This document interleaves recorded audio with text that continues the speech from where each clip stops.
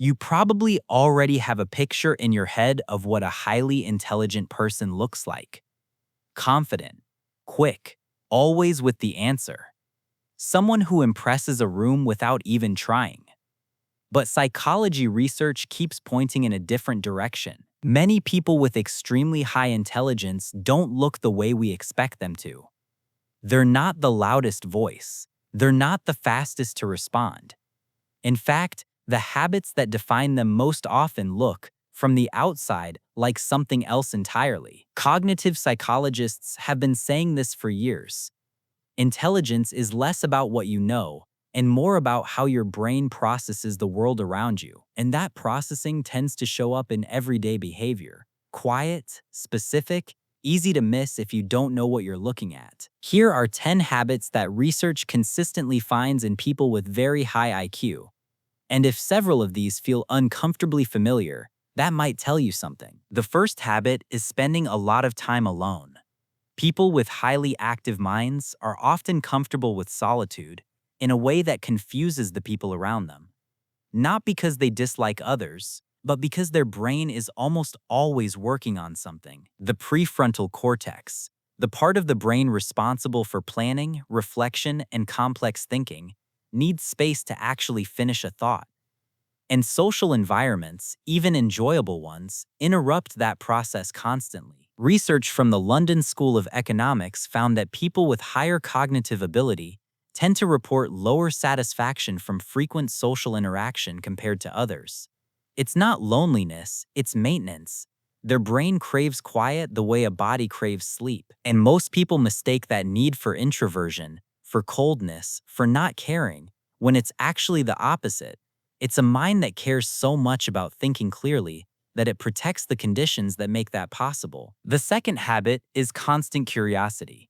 People with high IQs tend to ask questions about almost everything. Not just the big philosophical ones, the small, everyday ones too. Why does this system work the way it does? Why did that person react like that? What would happen if this changed? Their brain is structurally oriented toward pattern recognition. Curiosity isn't a personality quirk for them. It's the engine running underneath everything. They follow threads that most people drop because the thread stopped being useful. For a highly curious mind, the thread never stops being useful. It just leads somewhere new. The third habit is talking to themselves. This one surprises people, but psychologists have a name for it: self-directed speech. And the research is consistent. Talking to yourself out loud improves focus, strengthens working memory, and helps the brain organize complex information into something it can actually use. When someone quietly narrates their own thinking, working through a problem, replaying a conversation, processing a decision, that's not a sign of something wrong. That's an active cognitive system doing exactly what it's built to do. The brain is using language to manage itself. And for minds that are constantly processing, it's one of the most efficient tools available. The fourth habit is being completely comfortable saying, "I don't know." This one runs counter to almost everything our culture rewards. We prize certainty. We equate confidence with competence. But people with very high intelligence often understand the limits of their own knowledge better than anyone else in the room. This connects directly to something called the Dunning-Kruger effect, the well-documented tendency for people with limited knowledge to overestimate how much they understand. Highly intelligent people tend to do the opposite. They are acutely aware of how much complexity exists beneath any surface.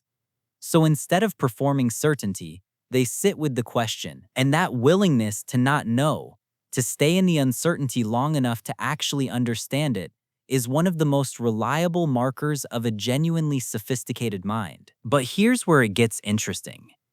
These habits don't exist in isolation. They connect. They reinforce each other. The same mind that needs solitude to think clearly is also the mind that talks to itself to organize those thoughts. The same mind that admits it doesn't know is also the mind that keeps asking questions until it does. And then there are the habits that look the most like flaws from the outside. The fifth habit is overthinking small things. An analytical brain rarely fully shuts off. The same cognitive processes that allow someone to solve complex problems can also lead to analyzing a conversation from 3 days ago, second-guessing a decision that already can't be changed, running through every possible outcome of something that might never happen. From the outside, this looks like indecision, like anxiety, like someone who can't just let things go. But internally, what's actually happening is a brain exploring multiple mental models simultaneously, holding several possibilities open at once, refusing to collapse a complex situation into a simple answer before it's actually been thought through. It can be exhausting.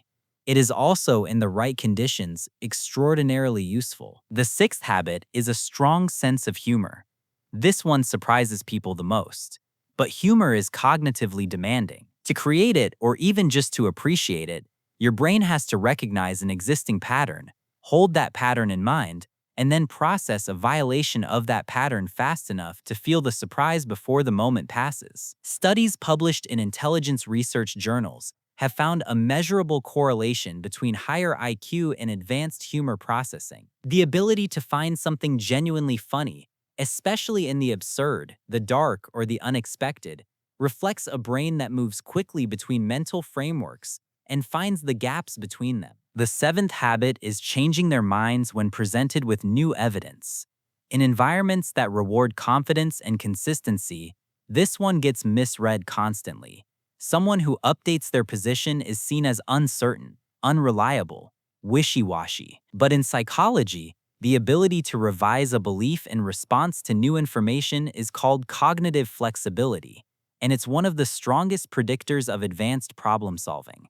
Highly intelligent people tend to treat their beliefs as working models rather than fixed identities. When better information arrives, the model updates. That's not weakness. That's exactly how a well-functioning mind is supposed to work. Now consider what happens when these habits get consistently misread.